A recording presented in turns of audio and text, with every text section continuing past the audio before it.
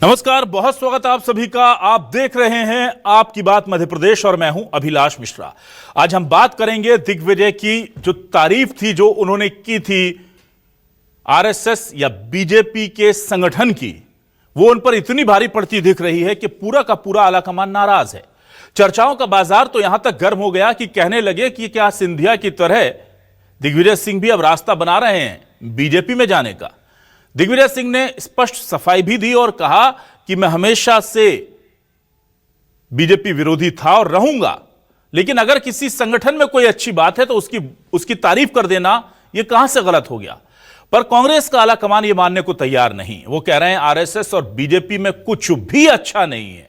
तो यह क्या कांग्रेस और कांग्रेस के नेताओं की हट धर्मिता है कि एक ऐसी पार्टी जिसने हाशिए पर लाकर के कांग्रेस को खड़ा कर रखा है, उसकी संगठनात्मक शक्तियों को भी वो लोग रिस्पेक्ट देने को तैयार नहीं है, या फिर यह उनकी कट्टरता है, अपनी पार्टी के प्रति वफादारी है कि वो अपनी पार्टी को बीजेपी जैसी पार्टी से उसकी तुलना करने को कतई तैयार नहीं है। आप किसी भी नजरिए से इसे देखिए, पर दिग्विजय सिंह की ये जो तारीफ है इसके मायने क्या है? क्या वाकई में दिग्विजय सिंह ने जो कहा है वो सही है? कांग्रेस में क्या वाकई में छोटे नेताओं की, कार्यकर्ताओं की कोई पूछ परख नहीं है? इसी मुद्दे पर शुरू करते हैं आज आपकी बात।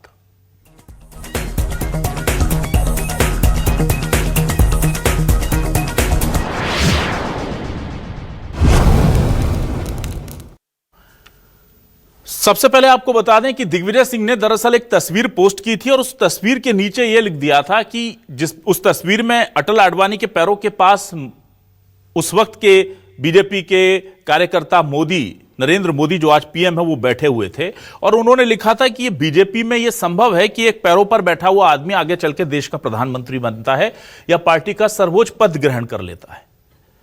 अब उनकी यह तारीफ लोगों को खटक गई और उन्हें भला बुरा कहा गया।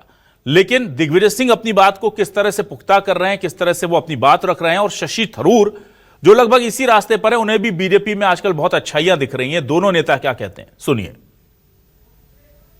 संगठन क्षमता का मैं प्रशंसक इसलिए हूं कि एक ऐसी संस्था जिसका पंजीयन नहीं है वो आज देश में इतनी शक्तिशाली हो गई, लेकिन इनकी संगठन क्षमता का मैं प्रशंसक हूं।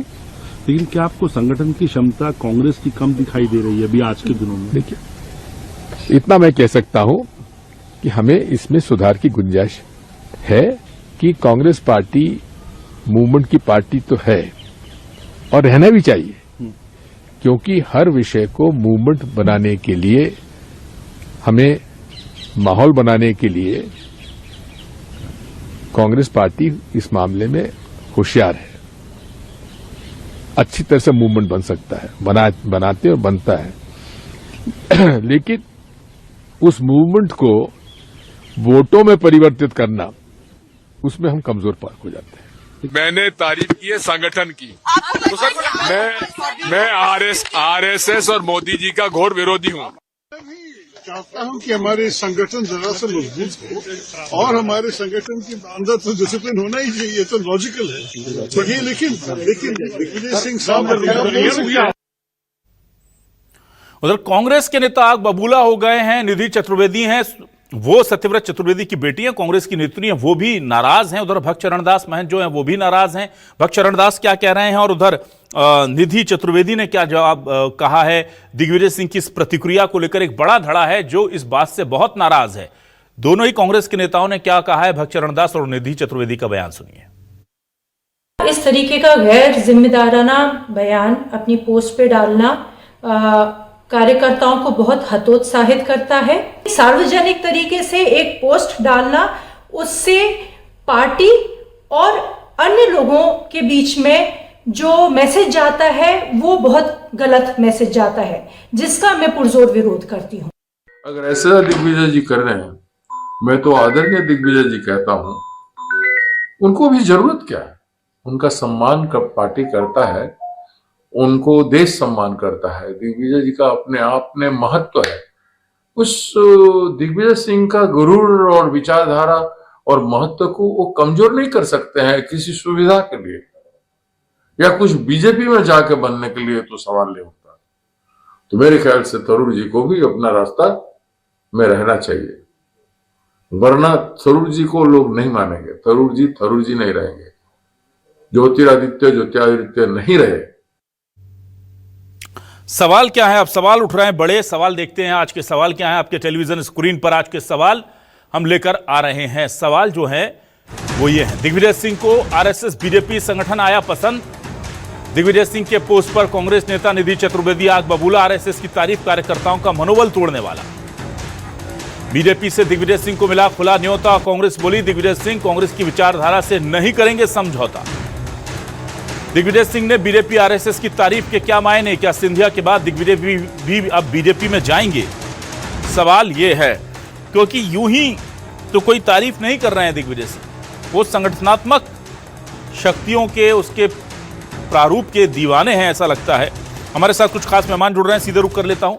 मेरे साथ आज जुड़ गए हैं कांग्रेस से वरिष्ठ नेता पूर्व महापौर जयसिंह ठाकुर साहब, बहुत स्वागत करूंगा जयसिंह जी का। डॉक्टर वाणी आहलूवालिया जी बीजेपी से वरिष्ठ नेत्री प्रवक्ता हमारे साथ जुड़ गई हैं, उनका स्वागत करूंगा। और वरिष्ठ पत्रकार के तौर पर मृगेंद्र सिंह जी हमारे साथ जुड़ रहे हैं, उनका भी स्वागत करता हूं। सबसे पहले मैं आज मृगेंद्र जी आपके पास आऊंगा, क्योंकि इस पूरे बयान के और इस पूरे घटनाक्रम के मायने निकालने जरूरी हैं। मृगेंद्र जी देखिए, भक्त चरण दास जी ने बहुत अच्छी बात पूछी कि जरूरत क्या थी उन्हें। भाई कोई अच्छा है कोई बुरा है ठीक है, लेकिन सार्वजनिक तौर पर निधि भी बोल रही है कि सार्वजनिक पोस्ट करने की जरूरत क्या थी, क्यों उन्होंने सार्वजनिक पोस्ट कर दिया, और वो क्या अपने कांग्रेस के छोटे कार्यकर्ताओं की उपेक्षा नागवार गुजर रही है, इसलिए एक सक्रिय राजनेता की तरह उन्होंने सही किया गलत किया, मायने क्या निकालें इसके? देखिए, दिग्विजय सिंह जी हमेशा अपने बयानों को लेकर चर्चित रहते हैं। एक चीज और बताऊं आपको, दिग्विजय सिंह जो बोलते हैं सही बोलते हैं। ठीक है, उन्होंने संघ की तारीफ की और पार्टी की तारीफ की, लेकिन उन्हें गलत क्या कहा है? क्या कांग्रेस में ऐसा है कि एक दरी बिछाने वाला व्यक्ति मुख्यमंत्री बन सकता है या प्रधानमंत्री बन सकता है? आप उठा के देख लीजिए, जो भारतीय जनता पार्टी में आज मुख्यमंत्री हैं, चाहे मध्य प्रदेश के मुख्यमंत्री डॉक्टर मोहन यादव जी की बात करें, छत्तीसगढ़ के मुख्यमंत्री की बात करें, या फिर राजस्थान की मुख्यमंत्री की बात, या कहीं के मुख्यमंत्री की बात करें, जो एक साधारण कार्यकर्ता भी मुख्यमंत्री बन सकता है। क्या कांग्रेस में ऐसा है? और कितना परिवारवाद कितना है, सब चीजें। उसके बाद भी अगर उन्होंने कहा है, लेकिन आजकल समय ऐसा नहीं है, आजकल सही बोलना ही गलत है। अगर आदमी सही बोल रहा है हमारी में कहीं कमियां हैं तो किसी से सीख लेने की जरूरत है, सीख लीजिए ना। उन्होंने ये तो नहीं कहा ना कि हाँ आप वो शामिल करिए, लेकिन उन्हें सीख लेनी चाहिए इस तरह संगठन कैसे मजबूत किया जा सकता है।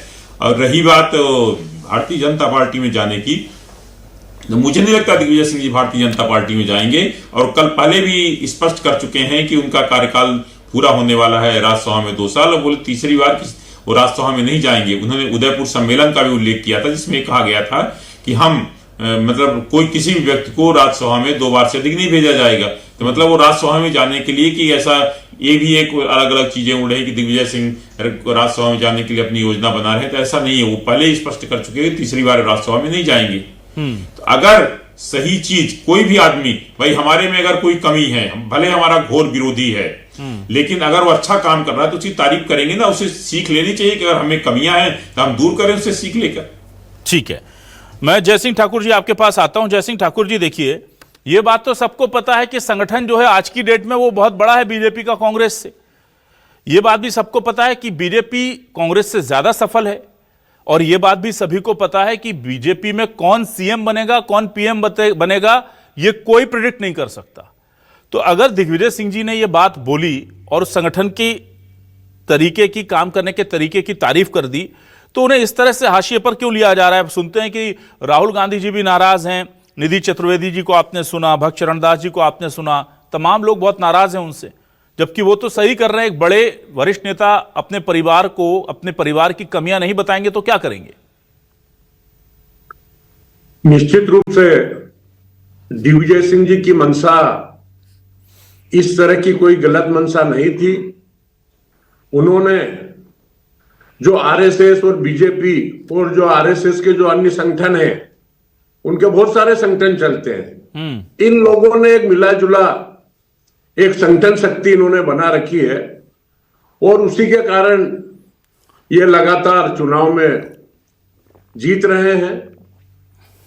और हमने देखा कि कई जो दिग्विजय सिंह जी ने ट्वीट करा है वो, उसमें उनकी मंशा बिल्कुल भी गलत नहीं थी। उनका कहना था कि हमको भी इसी तरह से संगठन को मजबूत बनाना है और नीचे के कार्यकर्ताओं को ऊपर लाना है। ये उनकी मंशा थी, साफ थी कि हमको अभी कांग्रेस में हमारे संगठन को मजबूत करना है। राहुल गांधी जी जो संगठन सृजन अभियान चला रहे हैं, उसकी अभी पहली सीढ़ी हमने पार करी है। आगे भी हम लगातार इस संगठन को मजबूत करने का कार्य कर रहे हैं, लेकिन जो कमियां हैं, कमियां बताना कोई गलत बात नहीं होती। और दिग्विजय सिंह जी कट्टर कांग्रेसी है, उनकी विचारधारा से आरएसएस के वो घोर विरोधी रहे हैं। हमेशा हिंदुस्तान में अगर आरएसएस का कोई सबसे ज्यादा अगर विरोध करता है तो वो हमारे दिग्विजय सिंह जी करते हैं। उनकी विचारधारा से उन्होंने अपने 10 साल के कार्यकाल में भी आरएसएस के लोगों से उन्होंने लड़ाई लड़ी और आज भी वो लड़ाई लड़ रहे हैं। तो इसका यही आशय है कि इस चीज को अन्यथा नहीं लेना चाहिए, इसको सही रूप में लेके हमारे संगठन को मजबूत करना चाहिए। ठीक है। डॉक्टर वाणी आहलूवालिया जी, अब कांग्रेस के कई नेता कह रहे हैं कि बीजेपी दिग्विजय सिंह जो हैं बीजेपी में जाने की तैयारी कर रहे हैं। बीजेपी क्या तैयार है इसके लिए?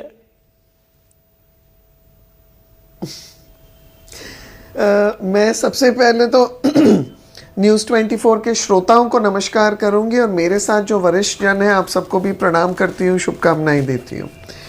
देखिए, कांग्रेस में अभिव्यक्ति की स्वतंत्रता तो कभी थी नहीं। जब देश की उन्होंने बंद कर दी थी तो फिर छोटे मोटे कार्यकर्ताओं की तो क्या कहेंगे।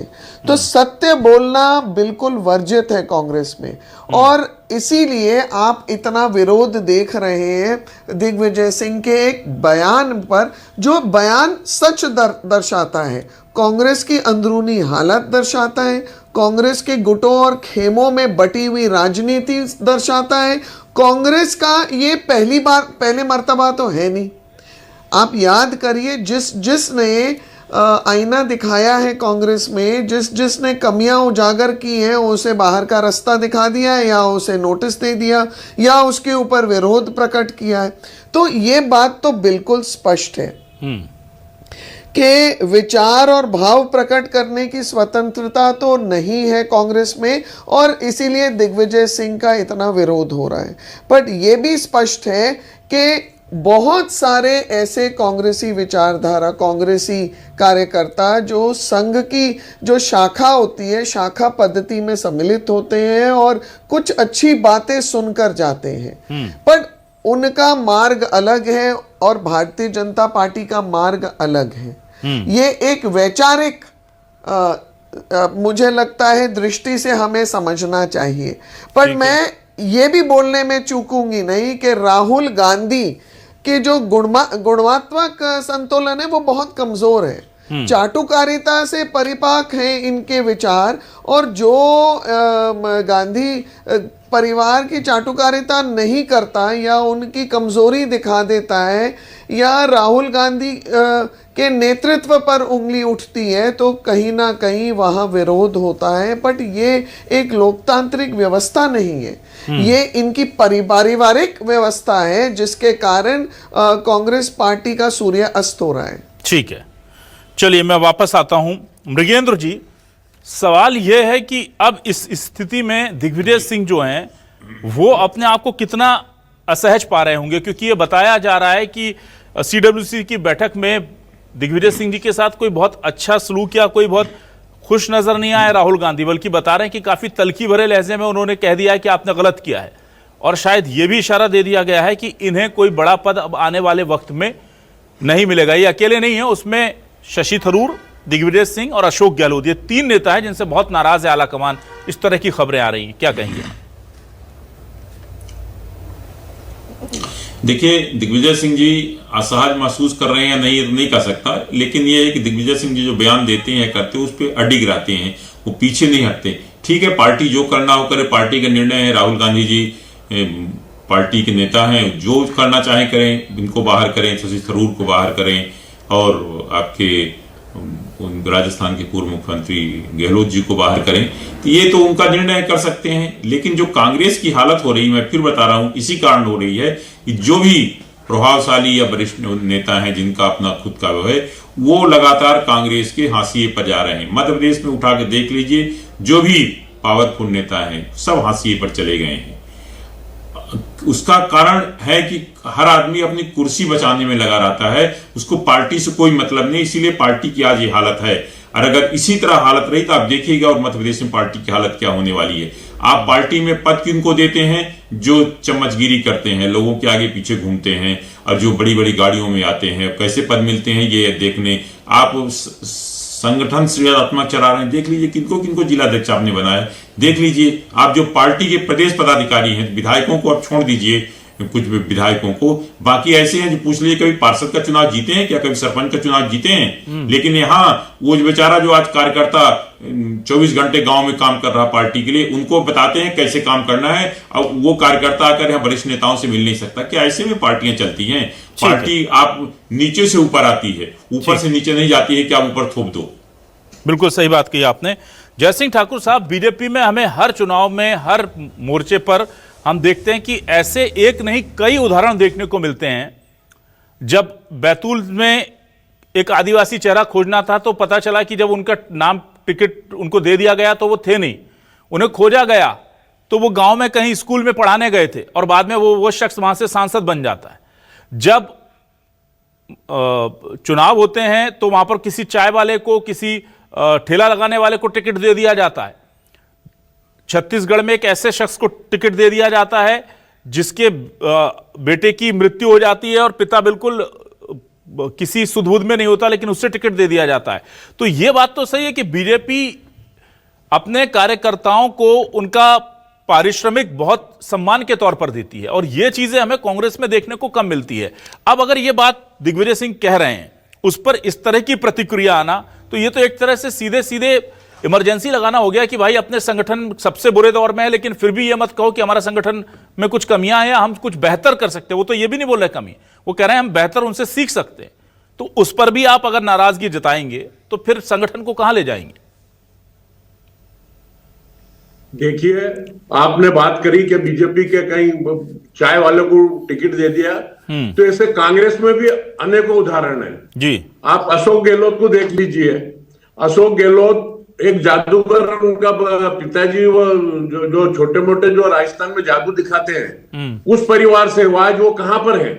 आप दूर करो जाइए, हमारे अभी वर्तमान में जो राष्ट्रीय अध्यक्ष है खड़गे जी, वो कितने गरीबी से ऊपर उठ के ना वो आज इस हमारी इस राष्ट्रीय इस महान जिस पार्टी के जिसने इस देश को आजाद करा और आज इस देश को इतना बनाया है, उस पार्टी के वो राष्ट्रीय अध्यक्ष हैं। हमारे यहाँ ऐसे कई उदाहरण है, कांतिलाल जी भूरिया जैसे ऐसे कई उदाहरण है, राधा किशन मालवीय जी रहे हुए, चाहे आपके हमारा राजशेखर रेड्डी अपने आंध्र प्रदेश के रहे, उनकी आप पृष्ठभूमि देखिए। कामराज जी जो राष्ट्रीय अध्यक्ष रह चुके हैं, उनकी पृष्ठभूमि देखिए। ऐसे हजारों हैं ऐसे कांग्रेस के 60 साल के इतिहास में कि जो बिल्कुल गरीबी रेखा से आज वो कहां से बड़े पद पर बैठे हैं। तो इस तरह की बातें नहीं कि बीजेपी ऐसा कुछ करती है। आज बीजेपी तो बिल्कुल आप समझ ही रहो, आपको भी सब मालूम है कि बीजेपी आजकल ठेले वालों की पार्टी हो गई है। जिसके पास नोट है, जो चुनाव में करोड़ों अरबों खर्च कर सकता है, उसी को टिकट दे रहे हैं। तो मेरा यह निवेदन है कि आप इस तरह से ये नहीं कह सकते कि कांग्रेस ने ऐसा, आप मध्य प्रदेश में कई उदाहरण है, अगर आप देखेंगे तो कांग्रेस ने आजादी के बाद कितने गरीब लोगों को उठा के आज बड़े बड़े पदों पर पहुंचाया है। जहां तक संगठन की बात है तो निश्चित रूप से दिग्विजय सिंह जी ऐसी कोई बात नहीं, कोई नाराजगी नहीं है। परसों CWCT की मीटिंग में उन्होंने फिर भी अपने सब विचार रखे और सबने उन विचारों को सुना है। तो ऐसा कुछ भी नहीं है कि आलाकमान नाराज है। राहुल गांधी जी भी उनसे अच्छे से बात करी है, राहुल जी ने भी। वो अगर कोई सुझाव दे रहे हैं तो हम कांग्रेस पार्टी में ऐसा नहीं है कि वो अभिव्यक्ति की वो आजादी नहीं है। कांग्रेस पार्टी में सबसे ज्यादा अभिव्यक्ति की आजादी है। आप कांग्रेस का नेताओं कई बार बोलते हैं, लेकिन अब आज तक उनके खिलाफ कार्रवाई नहीं होती है। तो कांग्रेस अभिव्यक्ति की आजादी कांग्रेस में ज्यादा बजाय बीजेपी तो अभी 2 मैन शो पार्टी चल रही है। सिवाय डिक्टेटरशिप चिट्ठी से तो जो ठेला दे दिया, चिट्ठी से मुख्यमंत्री बन रही है। चलिए ठीक है, दिल्ली से आके बिठा दिए हैं। ठीक है, ऐसा नहीं है ना। डॉक्टर वाणी आपके पास आता हूं। डॉक्टर वाणी, दिग्विजय सिंह जी की मुझे लगता है बस एक यही बात होगी जो पूरी बीजेपी एक सुर से सभी लोग कह रहे हैं बहुत बढ़िया बात बोली है, सही बात बोली है। यही दिग्विजय सिंह जी कुछ और बोल देते हैं तो आपको कभी सही नहीं लगता और फिर आप कहते हैं वो तो कुछ भी बोलते हैं। लेकिन यहां देखिए पूरी पार्टी एक लाइन से समर्थन कर रही है। तो ये सेलेक्टिव है या फिर आपको लगता है कि दिग्विजय सिंह ने जिंदगी में पहली बार कोई अच्छी बात बोली है? क्योंकि वो बोलते तो खरी खरी हैं और कई खरी खरी ऐसी होती है जो बीजेपी के, ज्यादातर खरी खरी बीजेपी के विरोध में जाती है। तो आप कहते हैं कि वो तो बिना सोचे समझे बोल देते हैं।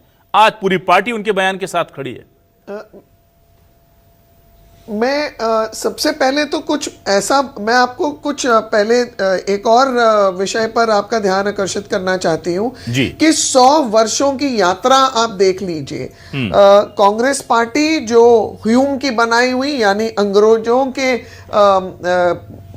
मापदंडों के अनुसार बनाई हुई एक पार्टी थी, वो कहां से कहां पहुंच गई है, यानी कि उसका जो डाउनफॉल हुआ है, उसका जो सूर्य अस्त हो रहा है। और वहीं राष्ट्रीय स्वयंसेवक संघ जिसकी यात्रा आप 100 साल की देख लीजिए, तो देशव्यापी एक जागरूकता का अभियान जैसे छिड़ा हुआ है उसने, क्योंकि हमारा जो राष्ट्र है वो हमें ये तो समझना चाहिए कि सिर्फ पुरातन नहीं है, चिरंतन राष्ट्र भी है। इसलिए राष्ट्रीय स्वयंसेवक संघ की जो यात्रा है वो काबिले तारीफ है।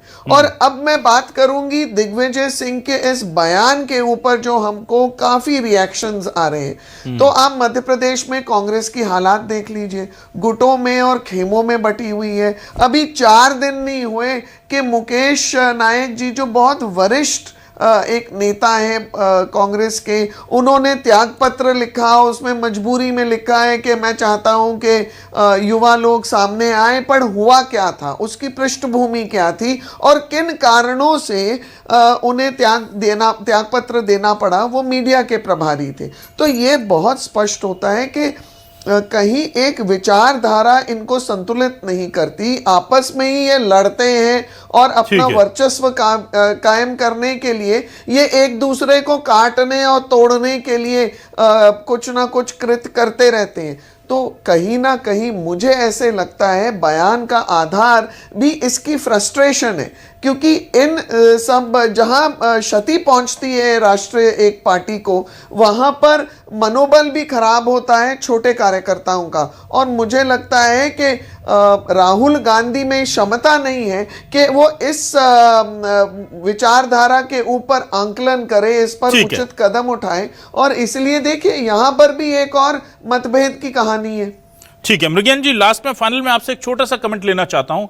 मृगेंद्र जी, ये जो पूरी कहानी चल रही है कांग्रेस के अंदर, चाहे मुकेश नायक हो, दिग्विजय सिंह हो, शशि थरूर हो, अशोक गहलोत हो, क्या यह माना जाए कि राहुल गांधी बहुत दिनों से जिस पीढ़ी परिवर्तन की कोशिश में लगे हुए हैं, ये लास्ट धक्का है, अंतिम धक्का है, अब ये उस पीढ़ी को जो है वो आउट ऑफ द ट्रेल कर दिया जाएगा और पूरी तरह से नए लोगों के हाथ में अब कांग्रेस पहुंचा दी जाएगी? क्योंकि दिग्विजय सिंह जो अल्पसंख्यक हैं या आरएसएस पर सीधे तौर पर सबसे ज्यादा बीजेपी या हिंदुवादी संगठनों पर सबसे तीखे प्रहार करने के लिए जाने जाते हैं, तो अब क्या वो पूरी की पूरी पीढ़ी को एक तरह से घर बिठाने का मन बन गया है क्या? जिस तरह से हालत बन रहे हैं तो उससे तो ऐसा लग रहा है कि अब एक पूरी नई पीढ़ी आने वाली कांग्रेस में। अब पुरानी पीढ़ी चाहे दिग्विजय सिंह जी का समय हो और अभी कमलनाथ जी हैं या गहलोत जी हैं या शशि थरूर की बात करें, ये लोग लगता है मुझे अब धीरे धीरे सब घर बैठा दिए जाएंगे। अब नई टीम आएगी, नई टीम कौन आता है कैसे होता है अलग बात है, लेकिन आप देखिए मुझे लगता है सबको घर बैठा दिया जाएगा। लेकिन कोई किसी भी पार्टी जो वरिष्ठों का, बुजुर्गों का सम्मान नहीं करती, कोई भी व्यक्ति अपने घर में देख ले परिवार में अगर सम्मान नहीं करता तो वो व्यक्ति या परिवार बहुत दिन नहीं चल सकता है। ठीक है, ये बात अब देखना होगा कि दिग्विजय सिंह का ये बयान जो है वो पार्टी में कैसे लिया जाता है। आने वाले वक्त में उन्हें इसका रिवॉर्ड मिलेगा या इसकी सजा, ये भी बहुत जल्द ही पता चल जाएगा। पर यह बात तो है कि कांग्रेस को कहीं ना कहीं अपने संगठन के ढांचे और अपने काम करने के तरीके पर एक बार जरूर सोचना होगा, क्योंकि दिग्विजय सिंह क्या बोलते हैं ये दूसरा सब्जेक्ट हो सकता है, किस मंशा से बोलते हैं इस पर भी बहस हो सकती है, पर जो चुनावी नतीजे बोलते हैं जो पार्टी का प्रदर्शन बोलता है, जो सबसे बड़ी पार्टी थी, इतने सालों तक सत्ता में थी, अगर आज वो विपक्ष में है और बहुत कमजोर स्थिति में है तो कोई तो कारण होगा, ये नहीं तो कोई और होगा। उन कारणों को खोजना भी कांग्रेस के लिए जरूरी है। बहुत शुक्रिया करूंगा जय सिंह जी, डॉक्टर वाणी और मृगेंद्र सिंह जी, आपका हमारे साथ जुड़ने के लिए, इस डिबेट का हिस्सा बनने के लिए। तमाम दर्शकों का शुक्रिया। नमस्कार।